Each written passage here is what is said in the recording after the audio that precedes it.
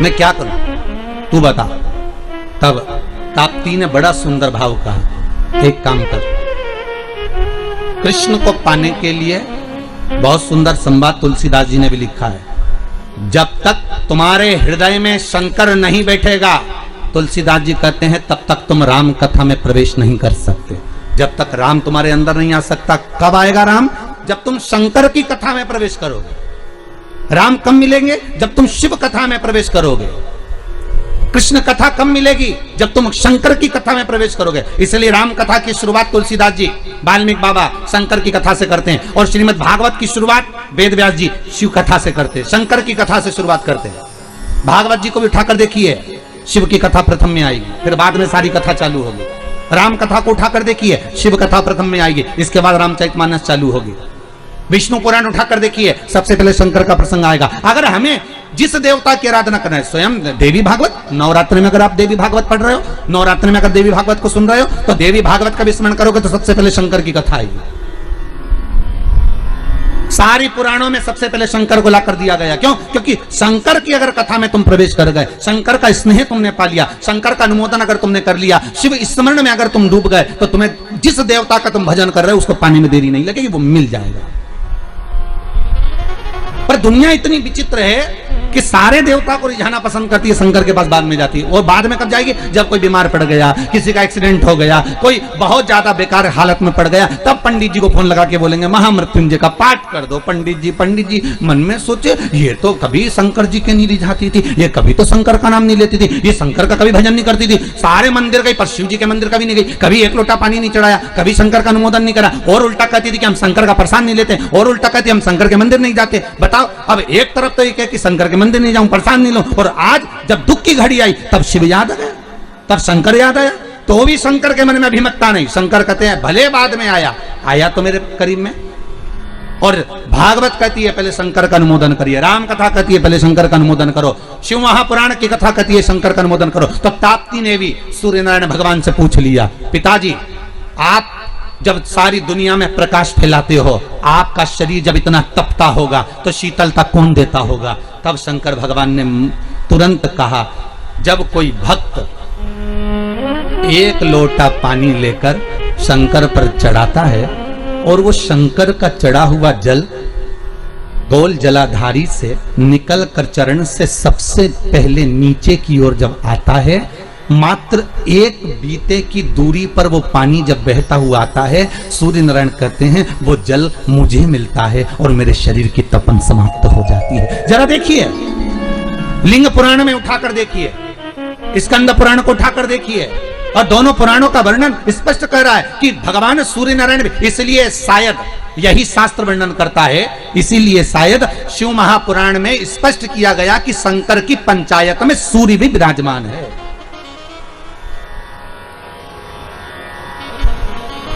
शंकर जी की पंचायत का मंदिर है क्या पांडे तारा में कहीं? शिव पंचायत का? अरे बोलो तो सभी, शिव पंचायत का कोई मंदिर है? नहीं है। शिव परिवार का तो होगा पर पंचायत का नहीं होगा। पंचायत का मंदिर तो मुझे नहीं लगता कि प्रतापगढ़ में भी है, शायद है प्रतापगढ़ पंचायत का मंदिर, बहुत बढ़िया होना चाहिए, बहुत बहुत सुंदर बात। शिव पंचायत, पंचायत में कौन कौन होते हैं?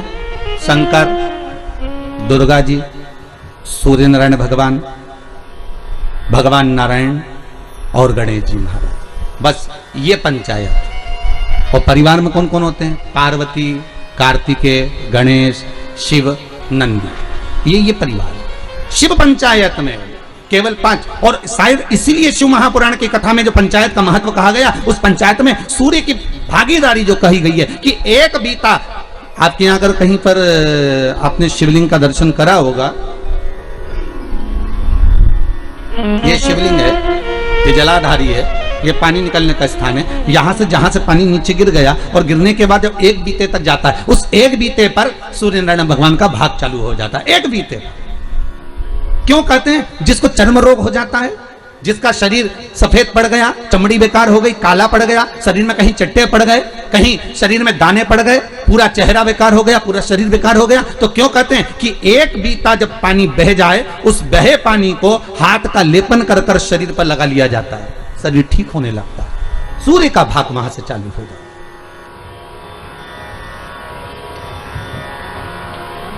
शिव पंचायत का बड़ा महत्व है महाराज जी। अगर आप लोगों ने लिंग पुराण पढ़ी होगी या शिव महापुराण पढ़ी होगी तो उसका बड़ा महत्व है महाराज।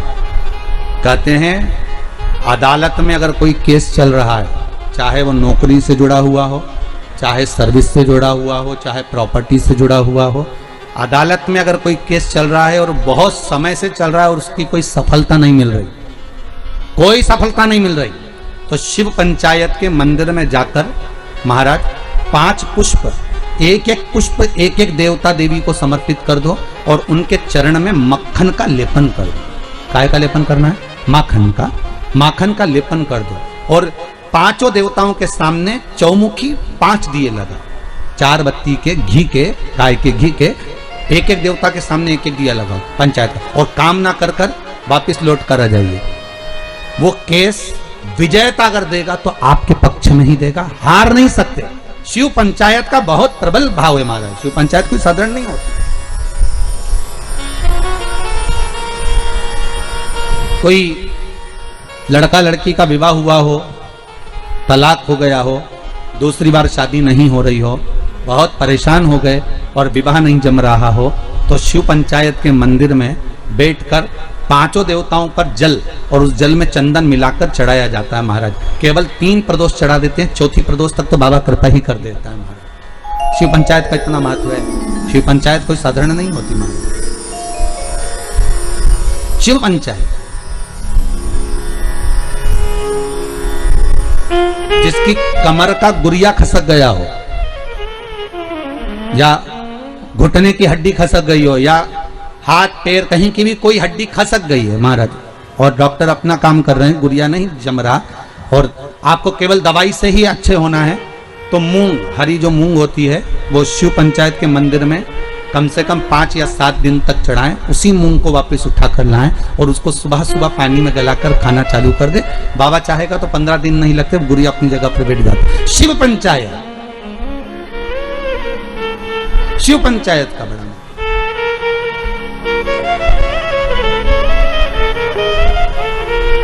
सहज नहीं है शिव पंचायत।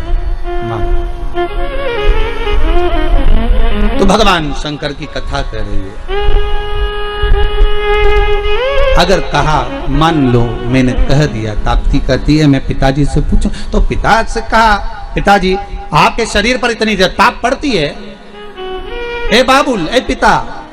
ताप्ती छोटी थी तो कह देती थी पिता से तुरंत जाकर। छोटी बेटी में और बड़ी बेटी में अंतर होता है। बड़ी बेटी मर्यादा में रहती है, बोलती कम है, और छोटी तो तड़ तड़ बोल बुला के बुझ जाए। उसको जो बोलना है ना छोटी को, वो तो बोल देगी, वो रुकती नहीं है। बहनों में यही भाव है। बहनों में जो बड़ी बहन होती है ना वो थोड़ी शांत रहती, शीतल रहती, और छोटी वो तो 2 मिनट, जी जी तू चुप रहे, मैं सब बोल दूंगी, बस बात इतनी। तू तो ये बता लड़का पसंद है कि नहीं है, जुमाने का देखा, तो वो कह दे नहीं इतना कोई बस, तो तू क्या करना है, तू शांति बैठ, बाकी सब मैं निपटा दूंगा। छोटी गई, मम्मी हाँ तुम जीजी की शादी जहां कर रही हो ना, अच्छा नहीं लग रहा है, बताओ। वो बड़ी नहीं बोल पाई, इसने जाके बोल दिया और सबके सामने बोल दिया। ले तो दूल्हा भी मैं बैठा था, बापड़े ने सोचा चलो वापिस चलो क्या करे, जब यही बोल रही थी तब। छोटी छोटी बोलती नहीं, बड़ी बोलेगी नहीं, और छोटी तुरंत ओ बोला बोल चली बस जा। अच्छा शादी ब्याह में भी बहुत ध्यान रखना पड़ता है। बड़ी बहन की शादी कैसे भी कर दो, पर छोटी की में अगर जरा सी कमी रह जाए ना तो बोले बिना नहीं रहती। हाँ इतना था तो भी तो अच्छे से नहीं करी, बस बताओ। छोटी छोटी होती है, हम तो कहते छोटी खोटी भी होती है। छोटे खोटे बहुत उद्यमी भी रहते, बोलने में भी एकदम फटाक, जो बोलना है बोल दिया।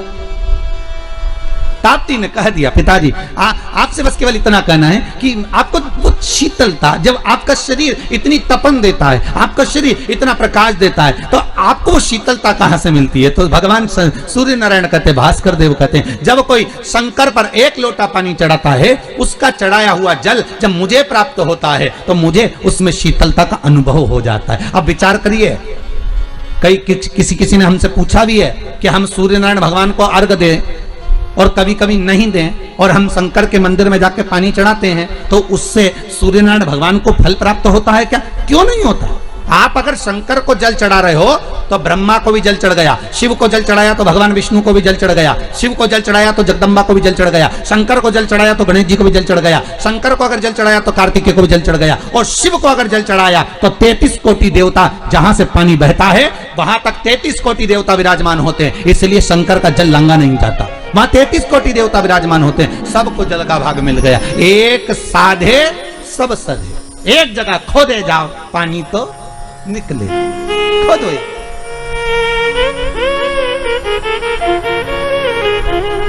मिल गया।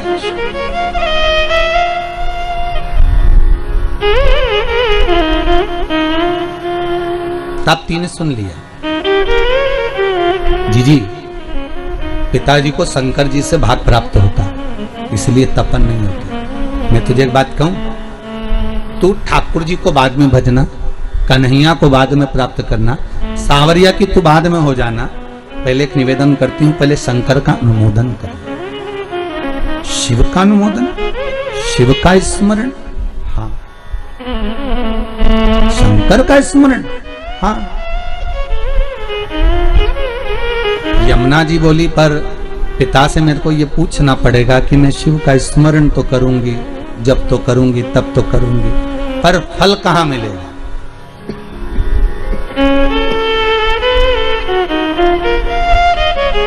फल कहां मिलेगा? बहुत ध्यान दीजिएगा महाराज। शिव महापुराण की कथा कहती है देवलोक में कितना भी अच्छा काम कर लेना उसका कोई फल नहीं मिलता। फिर से बोलो एक बार, किस लोक में? देवलोक में। देवलोक में जाकर तुम भगवान का भजन करोगे उसका कोई फल नहीं मिलेगा। बहुत ध्यान दीजिएगा। देवलोक में जाकर तुम कथा सुनोगे उसका कोई फल नहीं मिलेगा। देवलोक में जाकर तुम दान दोगे उसका कोई फल नहीं मिलेगा। देवलोक में जाकर